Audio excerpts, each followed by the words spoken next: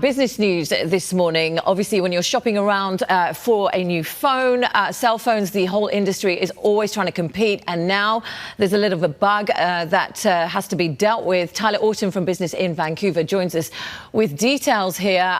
There was meant to be a move that is meant to bring in better competition. But what has happened, Tyler? Well, we're finding out that Bell's parent company is asking Ottawa to quash efforts for Quebec-based Videotron to bring in more competition here in British Columbia. Now, just last month, you'll recall that Canada's wireless companies spent almost $9 billion acquiring 5G spectrum in those big auctions. But Bell says that Videotron didn't qualify to purchase spectrum in BC, Alberta, and Manitoba that was set aside for smaller carriers. It meant that Videotron is actually able to acquire the spectrum at a cheaper price. And look, broadly speaking, there is a shakeup going on in the wireless market with Rogers and Shaw attempting to merge. We're seeing a lot of these big players feel like maybe they're on the ropes just a little bit. And this is especially pronounced with 5G, as Bell and TELUS trailed Rogers' own 5G rolled out by about 5 months last year. So it's still to be seen just how much legit competition we're going to be getting here on the West Coast in the coming years. Okay, and again, that is bad news for us as consumers.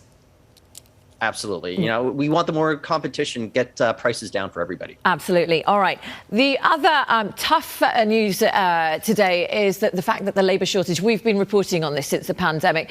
Everybody is facing this, but it is the worst in BC here when you compare the rest of the country. What is this report telling us?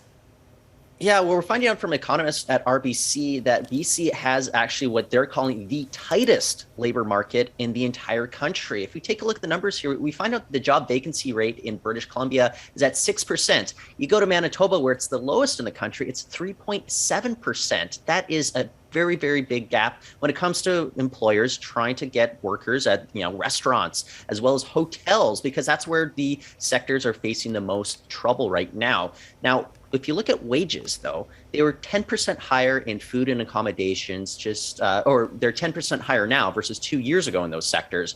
But if you look at other broader service sectors, they're actually 57% below those. So frontline workers are simply exiting for greener pastures, and economists say they may never come back. And I also want to point out that if you push up wages to draw in those workers, RBC is also concerned that it could have the domino effect of pushing up consumer prices. So we're kind of in a lose-lose scenario when it comes to both workers and consumers at this point, especially here in British Columbia. All right. Thanks very much for bringing us the details of that report. It doesn't look good so far.